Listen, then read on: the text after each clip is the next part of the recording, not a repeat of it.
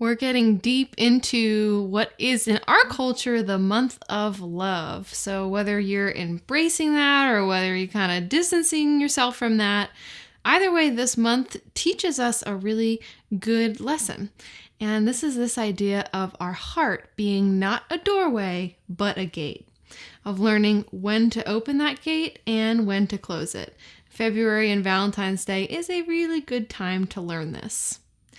I'm Asia Suler of One Willow Apothecaries, and these are my favorite herbs and stones for opening, protecting, and invoking the Heartgate.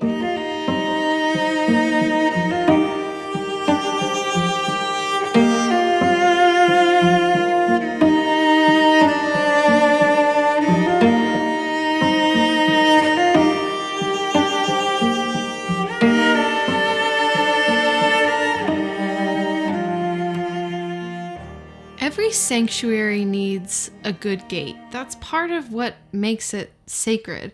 And our hearts are the same. You know, we use this term open-hearted often, but what we're really talking about is having our gateways open to receiving, to exploring. But ultimately, having a gate and knowing when to have it open and when to have it closed is key to having a healthy heart space.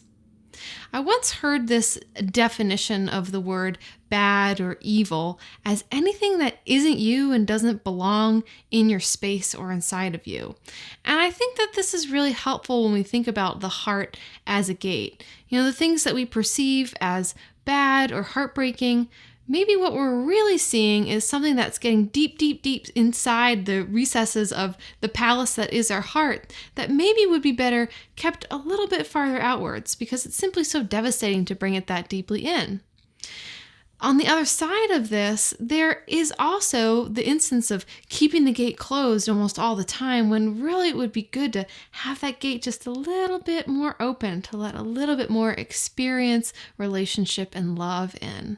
Ultimately, when we have a good, strong heart gate, we can understand what is us, what isn't us, and what kind of relationship we'd like with these other elements of being alive.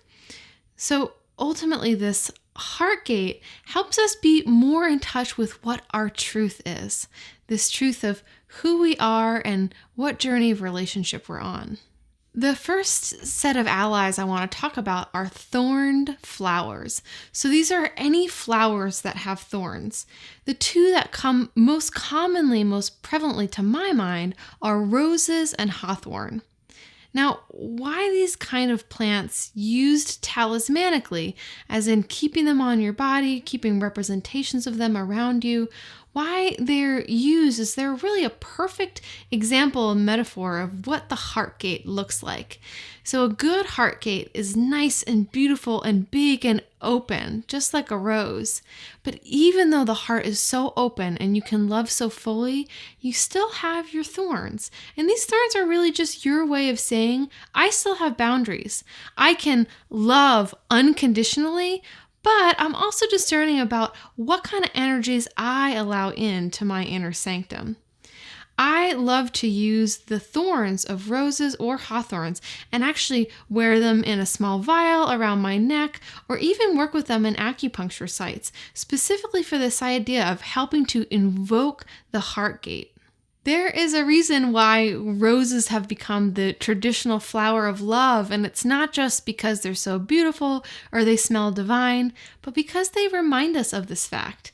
And ultimately, having good boundaries is part of what keeps things really juicy and alive. The next ally is Kunzite. This stone is an aluminum silicate and it has a good bit of lithium in it. Lithium is what makes a lot of antidepressant pharmaceuticals work. So this lithium content you can think of as really enlightening and slightly bubbly, uplifting. This is one of my favorite stones for anxiety. And interestingly enough, in Chinese medicine, Kunzite is indicated for the pericardium. So the pericardium is the muscle that surrounds our heart. And in a Chinese medicine way of thinking, the pericardium is kind of like the gate around the castle. The pericardium decides who comes in and who would be better to stay out.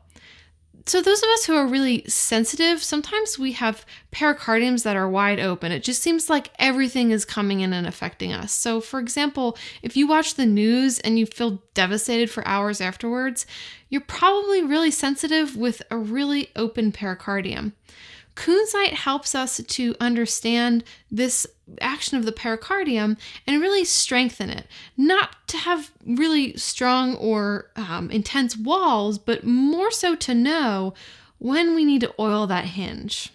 Kunzite is a really wonderful intimacy stone because really good intimacy really is interwoven with really good boundaries. If you don't feel like your boundaries are being respected, then you can't feel comfortable enough to get really intimate with someone. So this stone can really help increase intimacy and feelings of safety. It's one that I like to use early on in relationship or when you're ready to take your relationship to the next level.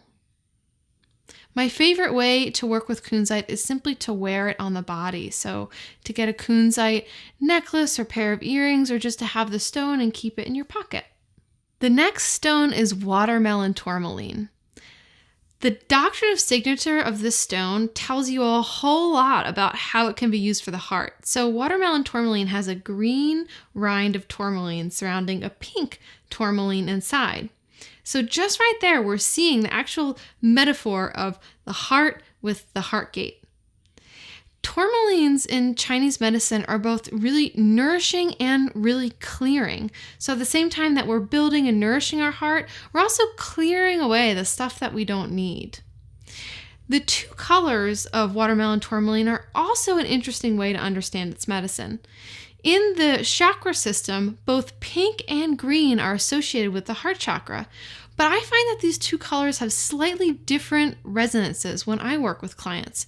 The green often comes out when I'm seeing the client's interaction with the world around them, their connection to the earth, the love of their body. Pink often shows up with a little bit more interpersonal love between human relationships and divine love, deep, deep self-love. So in combination, what we see is this pink inner essence of really deeply being able to connect with another, really deeply being able to connect with your personal divine and your sense of self-love. And then the green outer rind, which is like our heart gate moving outward, is how we're interacting with the external world, how we're interacting with being here on earth, the ways in which we need to find to be comfortable with that, to embrace that, to really be an earthling and what it means to have this heart with the heart gate. Watermelon tourmaline encourages us to realize that happiness is a natural state of being, that connection and intimacy and love, that this all comes organically when we can just settle into being human, which is so much of what this Heartgate is really about, is learning how to be human and learning how to be okay with both our strengths and our vulnerabilities. So if you're interested in this course, you can check out the link below.